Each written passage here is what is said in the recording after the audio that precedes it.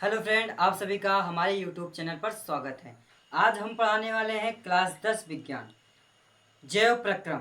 इस चैप्टर से हमारा आज का टॉपिक है बड़ी आंत। बड़ी आंत को वृद्धांत वृहांत के नाम से भी जाना जाता है, यानी बड़ी आंत के बारे में अध्ययन करने वाले हैं। तो चलिए बड़ी आंत के बारे में जानते हैं क्या है वृद्धांत। क्या है वृद्धांत? वृद्धांत को क्या कहते हैं? पक्का से भी कहते हैं। क्या कहते हैं? बड़ी आंत को पक्का से भी कहते हैं। इसकी लंबाई 5 फुट तक होती है। इसकी लंबाई कितनी होती है? 5 फुट तक होती है। यह छोटी आंत से कुछ अधिक चौड़ी होती है। यह छोटी आंत से कुछ अधिक चौड़ी भी होती है। वृद्धांत में भी पाचन, वृद्धांत में भी क्या होता है? वृद्धांत में भी पाचन का कार्य चलता रहता है। बड़ी आंत में भी पाचन का कार्य चलता रहता है। ठीक भैया? कहा? बड़ी आंत में भी पाचन का कार्य चलता रहता है। आगे देखिए, बड़ी आंत में पाचन के रूप में सिर्फ आहार नाल में उपस्थित जली क्या है? जलाशय, जलीशय। ठीक है, जलीशय या जलाशय को सोखना होता है। किसे? जलाशय को, यानी कि जो जल की मात्रा होती है उसे सोखने का कार्य यहाँ पे होता है। कहाँ पे होता है भैया? बड़ी आंत में पाचन के रूप में सिर्फ आहार में, आहार यानी जो हम भोजन करते हैं वो आहार है, यानी हमें पोषक तत्व मिलेगा उससे, वो आहार है। आहार में उपस्थित जलाशय या जलीशय, जलाशय यानी जल की मात्रा को सोखना होता है। यानी सोखना होता है उससे क्या कहते हैं? जल की मात्रा को सोख लेता है, सोखना होता है। गुद नलिका क्या है? गुद नलिका वृद्धांत का अंतिम भाग होता है। गुद नलिका क्या है? गुद नलिका वृद्धांत का अंतिम भाग होता है। इसकी लंबाई 2.5 सेंटीमीटर से 3.8 सेंटीमीटर तक होती है। इसका कार्य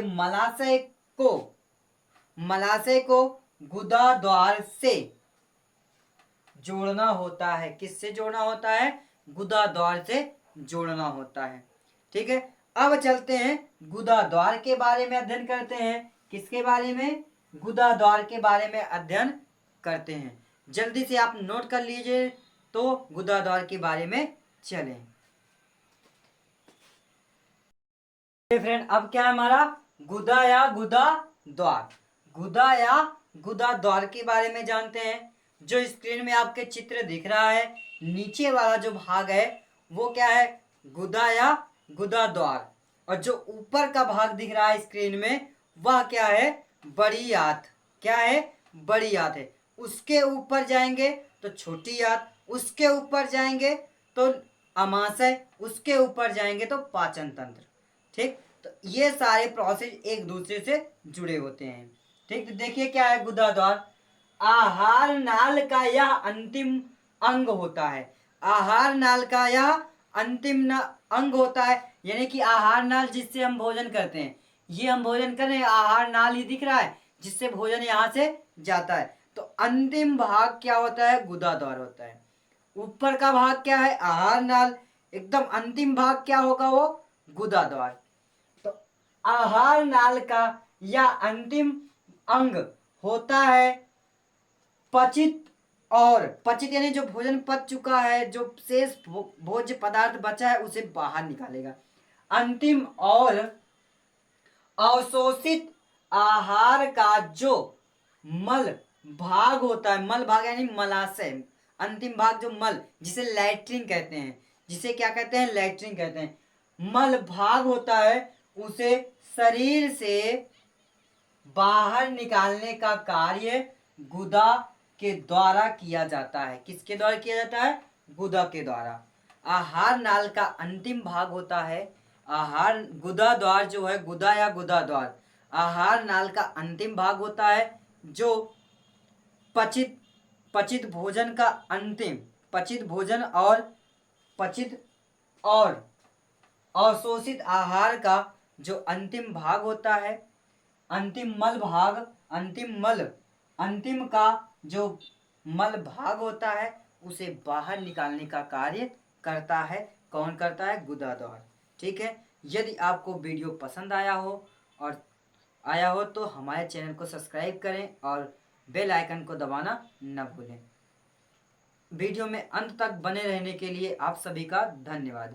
और अब क्या होगा, अब इसके बाद जो आएगा वीडियो वो आपके लिए बहुत ही ज़्यादा इम्पोर्टेंट होगा, क्योंकि पूरे शरीर को बना करके चित्र सहित आपको शुरू से लेकर के अंत तक एक एक पॉइंट के बारे में चर्चा करेंगे। ठीक है। तो अगर इस वीडियो को देखना है तो जल्दी से हमारे चैनल को सब्सक्राइब करें और लाइक करें और बेल आइकन को दबाना न भूलें। जितना मनुष्य के अंदर जितना कार्य होता है, पूरा मनुष्य का शरीर अंदर का पूरा पार्ट बना करके आपको चित्र सहित समझाया जाएगा और पूरा उस वीडियो में आपका पूरा का पूरा टॉपिक समाप्त होगा और सब कुछ आपको समझ में एकदम करेक्ट आ जाएगा। तो इस वीडियो का इंतजार करिए और देखना है तो जल्दी से हमारे चैनल को सब्सक्राइब करें और लाइक करें और बेल आइकन को दबाना न भूलें। वीडियो में अंत तक बने रहने के लिए आप सभी का धन्यवाद।